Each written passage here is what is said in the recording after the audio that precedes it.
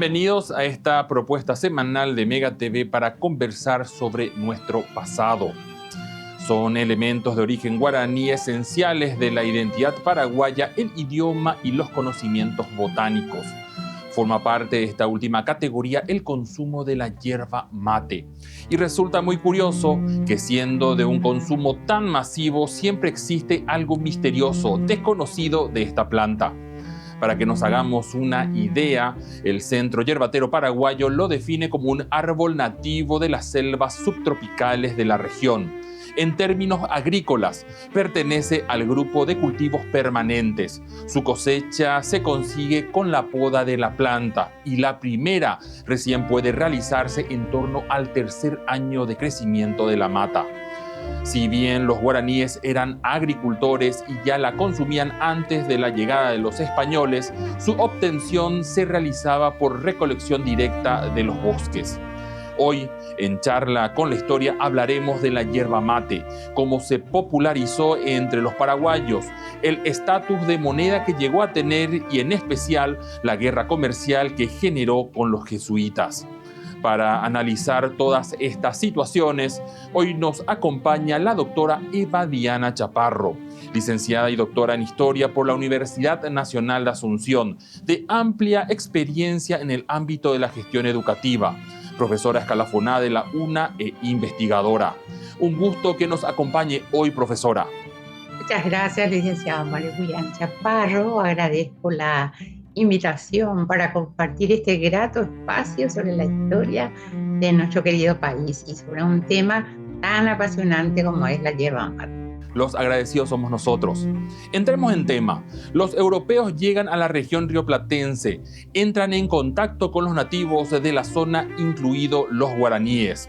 La pregunta es, ¿cuál es la primera noticia que se tiene del consumo de la yerba mate en lo que hoy es Paraguay? En realidad, entre los primeros documentos sobre la extracción de la yerba, mencionados por autores como Aguirre, dan cuenta de su utilización desde el gobierno de Domingo Martínez de Iraga, ya que al parecer los españoles se dieron cuenta de que lo fortificaba para el trabajo y hasta les podía servir de alimento.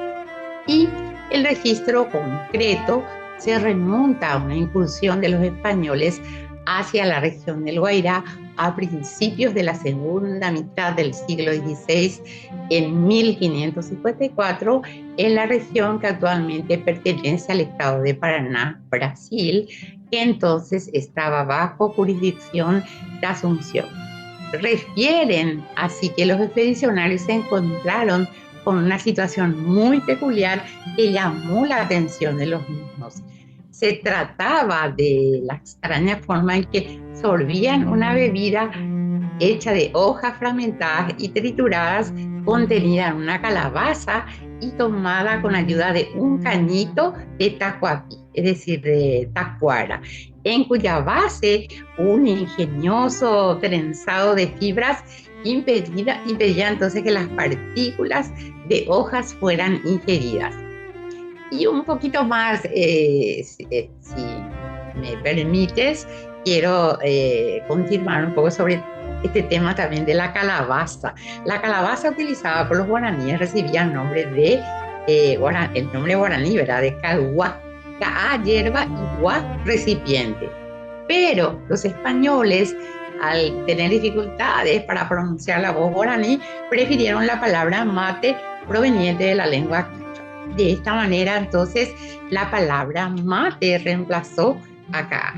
Y muy pronto la práctica del consumo se extendió a los españoles, que la consumían en situación de paridad con los indios. Inclusive, también podemos agregar que se tienen datos del primer consumo no indígena de la hierba, y está fechado en 1594, en una carta del padre Juan Romero de la Compañía de Jesús, quien en su relato de viaje desde Santiago del Estero hasta Asunción descubre horrorizado que en la villa de Concepción del Bermejo tanto indios como españoles toman un agua mezclada con hierba que llaman del Paraguay, sin distinción de clases sociales. Entonces, no solamente los encumbrados, señor de los indios salteños, sino el minero potosino, el rico comerciante de Lima o el ganadero quiteño eran ya adeptos al mate. Profesora, antes de que culmine el siglo XVI había posiciones encontradas respecto a su consumo. Algunos hablaban de sus bondades, otros la calificaban de mal vicio. ¿Cuáles fueron las razones reales por las que el consumo de la yerba mate generó actitudes de rechazo? Sí, la práctica del consumo de la hierba, sobre todo por el carácter colectivo de su ingestión, con el uso de una sola bombilla que va alternando de boca en boca, en una especie de halo casi ritualista que la rodea, generó una serie de especulaciones en torno a sus cualidades, orígenes y propiedades. Esto duraría más de un siglo. Incluso al día de hoy nosotros tenemos esos comentarios respecto a el tereré yeré o la ronda del mate.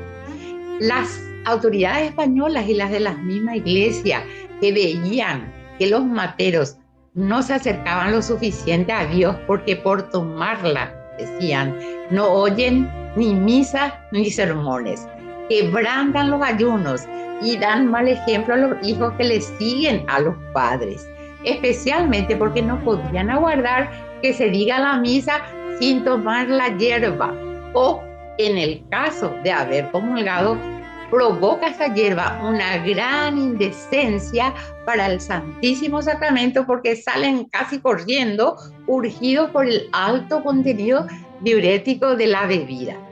Entre tanto, y en este contexto, un sacerdote de la orden señalaba que su uso supersticioso de hechicerías y aún el olor y el sabor es muy semejante a la hierba pirú que llaman coca. Pero un sacerdote jesuita, Nicolás del Techo, tenía una opinión diferente en cuanto a las propiedades atribuidas a la hierba por los consumidores. Aunque coincidía con los demás sacerdotes en cuanto al perjuicio que podía acarrear la falta de la misma para aquellos que estaban acostumbrados a dicho consumo, que estaba convertido en vicio ya para esa época, ¿sí? Decía que muchas son las virtudes que se atribuyen a dicha hierba. Lo mismo reconcilia el sueño, decía, que desvela. Igualmente calma el hambre, como que la estimula y favorece la digestión, repara las fuerzas, infunde alegría, cura enfermedades. Los que se acostumbran a ella no pueden pasar sin usarla y afirman que si dejaran tal hábito se debilitarían y no podrían prolongar la existencia. De tal manera domina este vicio que si no pueden adquirir buenamente dicha hierba, venden cuanto tienen para hacerse con ella. Es decir, en un primer momento la yerba mate era considerada por los religiosos y por algunos gobernadores como una bebida de vicio, fuera de la moral. Al decir el padre jesuita Diego de Torres, una hierba molida que ingieren con agua caliente en tanta cantidad cuanta les cabe en el cuerpo y luego se provocan a vomitar con gran indecencia y bestialidad, ¿sí? Entonces, las cuestiones expuestas ayudan a comprender las razones que explican las medidas inquisitorias impuestas por la Iglesia a raíz de la denuncia del jesuita Diego de Torres, provincial de la Compañía de Jesús en las provincias del Paraguay, Tucumán y Chile, ante el Tribunal de Lima sobre el vicio originado supuestamente en pactos diabólicos y con graves daños a la salud del cuerpo y mayor del alma. Encontramos también referencias en Aguirre, de que Hernán Arias en 1596 se propuso poner fin al mal uso de esta bebida, que hacía a los hombres viciosos y haraganes, ¿sí? A tal punto que ordenó severos castigos para los comerciantes y personas que fueran sorprendidas en estos menesteres, a tal punto de establecer una pena con 10 pesos de multa y 15 días de cárcel a quien fuese sorprendido consumiendo hierba. Hasta que Marcela solicitó inclusive a la corona que se prohibiera el trato tan perjudicial y de tanto daño aún para los que no la toman, pues además del estrago que causa, es tan grande que gastan lo que sea para comprar, ¿sí? Sin embargo, unos años más tarde, en 1630, la corona estaría recomendando el valor potencial de la hierba, equiparándola a un mineral por tratarse de una producción espontánea de la tierra, al igual que los otros minerales, ¿sí? Al igual que los guaraníes lo hicieron los paraguayos, durante toda la colonia recolectaron la yerba mate de los bosques. ¿Debían tener algún tipo de permiso de las autoridades para hacerlo y dedicarse a ese rubro? Sí, convengamos que los bosques de hierba eran propiedad de la corona, que concedía permiso a los comerciantes particulares que estaban interesados en explotarlos. Sin embargo, los derechos de propiedad no estaban muy bien definidos y tampoco el sistema de control a nivel operativo era muy eficiente. El empresario de la hierba o persona privada que llevaba a cabo la explotación del producto de la hierba era el beneficiador y el comerciante era el inversor para la producción. El Cabildo de Asunción resolvió que se remitiese un informe al rey y al Real y Supremo Consejo de Indias acerca de la situación de los precios de la hierba en los dominios platenses y que se sirva conceder se estanque la hierba como principal fruto de esta provincia y en Santa Fe que ésta tenga el precio de 15 reales de plata a pagarse sea en plata o sea en géneros. Y el beneficiario, el recaudador de este estanco debía entregar a la provincia del Paraguay la suma de 12.000 pesos para los gastos de la defensa de esta provincia del enemigo fronterizo. Y asociados también a estos procesos encontramos que se van configurando nuevas prácticas como el endeudamiento, los adelantos, el anticipo de salario, los acreedores. Así, por ejemplo, en el norte, en Villarreal de la Concepción, el monopolio de los yerbales por parte de los comerciantes creó graves conflictos debido al descontrolado endeudamiento en que caían los pobladores con los mercaderes. Los beneficiarios pagaban adelantos a los yerbateros a quienes contrataban para recoger la hierba y los acreedores preferían recibir un pago en hierba por esos productos con el mejor precio posible por los bienes que proporcionaban y los bajos precios por los que adquirían la hierba. Qué interesante, profesora. Le pido un momento, es tiempo de ir a un corte.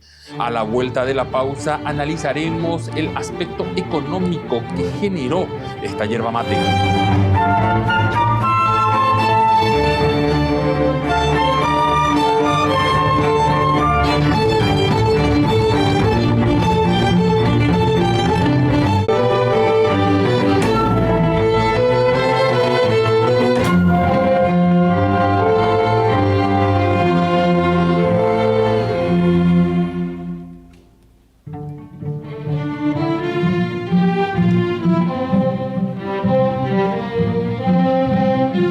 Estamos de vuelta, gracias por acompañarnos.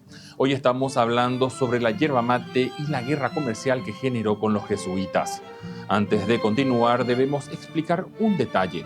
La fiebre por el oro y la plata que generó el famoso rescate inca producido por Pizarro llevó a que la corona española buscase desde el vamos de los tiempos coloniales monetizar la economía, o sea, que los impuestos se cobren con cancelación en metálico. Esta imposición también rigió para el Paraguay, pero en estas latitudes circulaban muy pocas monedas acuñadas. Para inicios del siglo XVII, las autoridades coloniales decidieron explorar al máximo el potencial de la yerba. Incluso los impuestos se pagaban con ella. Por eso se la llegó a conocer como moneda de la tierra.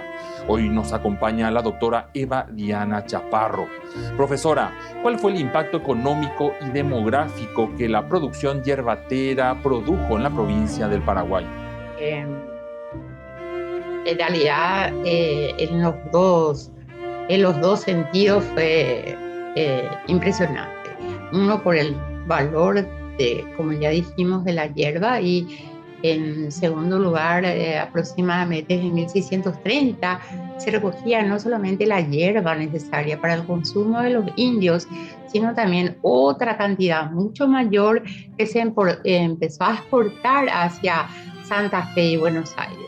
Entonces la explotación de la hierba fue una actividad que demandó esfuerzos sobrehumanos de los nativos devenidos en peones, internados en los tupidos montes del Maracayú, a los que habían llegado abriendo picadas para llegar hasta los yerbales, donde levantaron entonces sus precarios ranchos que no eran sino galpones sin paredes, preferentemente cerca de alguna cañada o aguada para el pastoreo de toros, caballos y de mulas.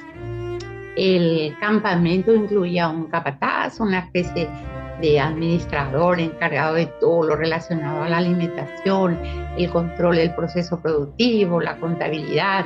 Después estaban los changadores, los conchavados y el beneficiador.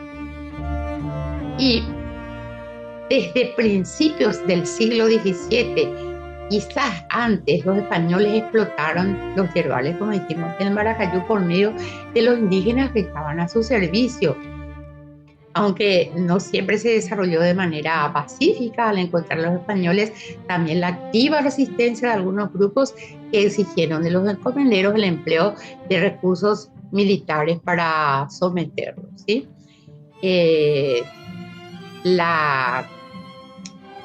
También la corona dictó ordenanzas precisas sobre el trabajo de los indios, como las del gobernador Juan Ramírez de Velasco en 1597 o las hernandarias unos años más tarde, aunque los españoles contradecían aquí todas las disposiciones legales de la corona y usaban los servicios personales no solo de los varones, sino también de mujeres, de viejos y de niños. La penuria monetaria también en este periodo obligaba a los indios a pagar con prestaciones de servicio la parte que les correspondía del dinero que debían pagar, ¿sí? Y esta acción entonces de imposición violenta por parte de los españoles con su secuela de avasallamiento de las comunidades indígenas tuvo un notorio contraste con el conjunto de disposiciones legales que habíamos mencionado. La mayoría de los casos, esa especie de matriz originaria de las comunidades fue adaptada, reconfigurada con base en los intereses de las necesidades de la corona, de los encomenderos, de los comerciantes o de las autoridades locales. Y de todas las penosas labores a las que fueron sometidos los indígenas, es posible que la extracción de yerba mate haya sido la más extenuante y la que más fallecimientos provocó en el contexto del servicio personal, debido a las enfermedades, la falta de alimentación adecuada, así como los enormes esfuerzos físicos que implicaba el beneficio de la hierba. Ese duro trabajo al que fueron sometidos los indígenas bajo el régimen de las encomiendas en la modalidad de la mita impactó también en el estilo de vida de los reducidos, impactó en el desarraigo familiar, en la aparición de enfermedades endémicas y en la disminución de las capacidades físicas que provocaron una elevada mortalidad. Caravaglia, por ejemplo, refiere que en la región de Asunción y Jerez la mortalidad fue tan elevada que llegó al 50% entre 1555 y 1630.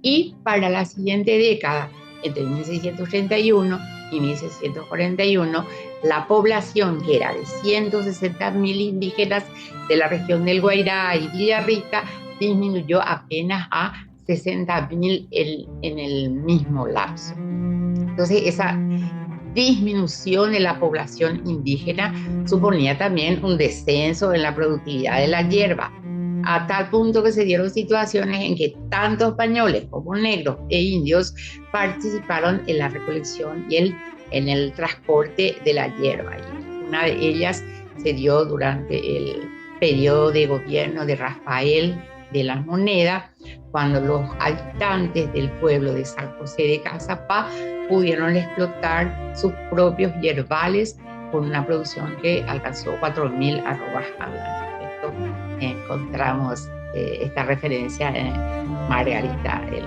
los trabajos de Margarita Durán, ¿sí? Le consulto, en el siglo XVII también aparecen los jesuitas con sus reducciones y se menciona que ellos fueron los primeros en cultivar artificialmente la yerba mate. ¿Esto les generó algún tipo de ventaja en su producción? Sí, la política colonial española en el Paraguay durante el siglo XVI y buena parte del siglo XVII presentaba debilidades organizativas en cuanto a la falta de establecimiento de vínculos entre los pueblos fundados de estos por las pequeñas ciudades, la imprecisa protección que ejercían las mal pagadas milicias y la escasísima comunicación con la metrópoli. En ese tiempo entonces, y durante los primeros años, los franciscanos y los mercedarios fueron quienes prestaron apoyo al clero local y contribuyeron a mantener cierto control del mundo indígena en su territorio. No así sobre otra gran cantidad de pueblos guaraníes que se hallaban diseminados en las zonas próximas a la cuenca de los ríos Paraná, Uruguay y sus numerosos afluentes.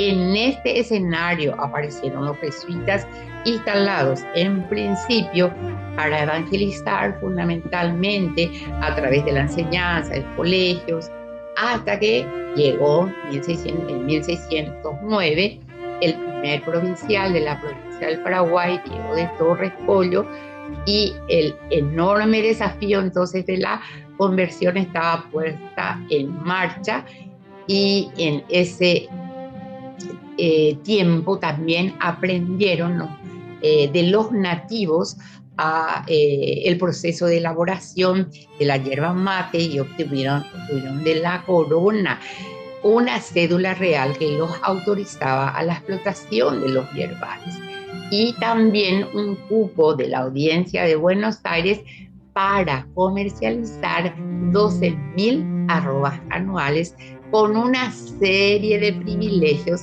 que le permitieron realizar una competencia que resultó desastrosa para los paraguayos, quienes nunca obtuvieron mayores beneficios por los impuestos que pagaban y por los obstáculos que oponían a su comercio.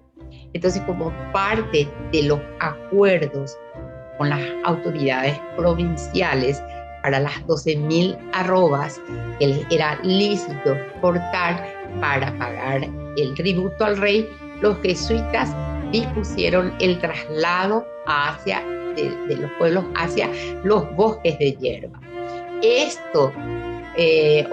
Este recorrido era muy extenso, a veces necesitaban apartarse 50 y 60 leguas lejos de sus tierras, lo que suponía esfuerzos denodados para cada recolector que debía arrastrar nada más y nada menos que 5 o más arrobas a lo largo de las precarias picadas hasta llegar al fin.